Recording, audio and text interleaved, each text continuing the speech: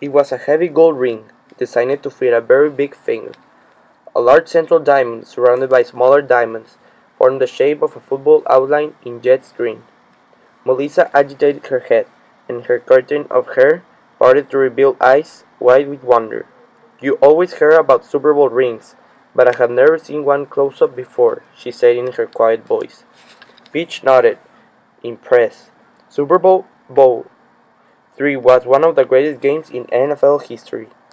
A jet of Windex hit the display case, and Peach had to jump back to avoid being splattered. Mr. Clancy, one of the custodians, reached a cloth over Peach's shoulder and scrubbed at the glass in front of the ring. Super Bowl III was a joke, he muttered.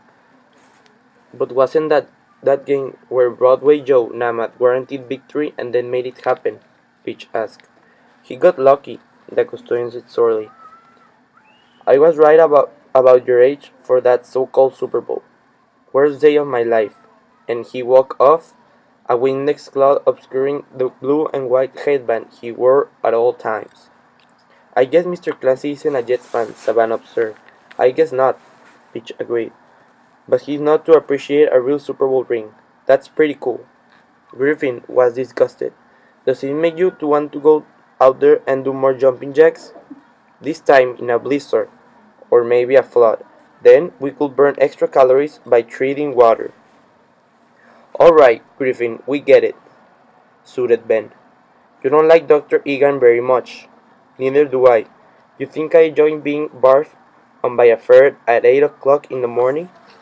At least you guys just have to deal with him at school, put in Savannah. Try living across the street from the guy. Peach was appalled. He's your neighbor? That's awful. Everybody has to live somewhere, I guess. Anyway, I don't see him very much. He's probably here all day, kissing his Super Bowl ring. It is something you don't see every day, Peach admitted. It's nice, agreed Logan. Not as nice as an Oscar, of course. Darren came lumbering up, eavesdropping as usual. The only Oscar you have ever going to touch, Kellerman, is the Meyer Wing kind. He turned to Griffin. How's the retainer? Got the strap out of injet? Griffin had just spent nearly 20 minutes rinsing the dental appliance under hot water. The last thing he was in the mood was for Darren's moronic sense of humor. But when he opened his mouth to fire off a retort, his retainer popped out again. He barely managed to catch it just before it hit the floor. Nice save, Darren sneered. Beat it, Bader.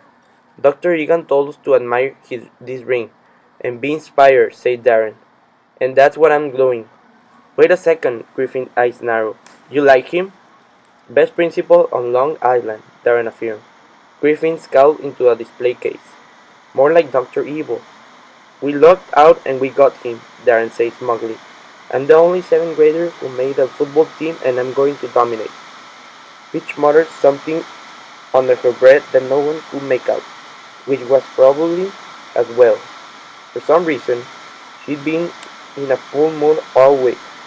Darren beamed. You guys are just bent out of the shape because Dr. Egan will never let you away with the kind of stuff you pull in elementary school. Aren't you forgetting something? Griffin could barely contain his anger. You were there with us every step of the way, double-crossing us, stabbing us in the back. Yeah, funny how it all got blame on you though, not me. The big boy peered through the glass of the display case at the Super Bowl ring. I'm going to own one of these someday. Those are real diamonds. What do you think it's worth? More than we could get for you, snapped Peach. Lard and hot air doesn't bring in much. It's not just the value of the diamonds and the gold, said a deep voice behind him. It's the fact that it's so rare.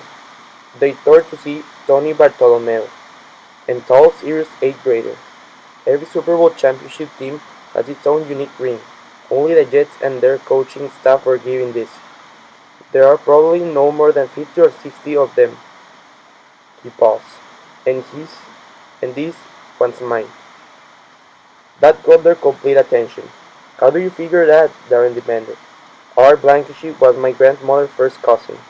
That makes me his closest living relative.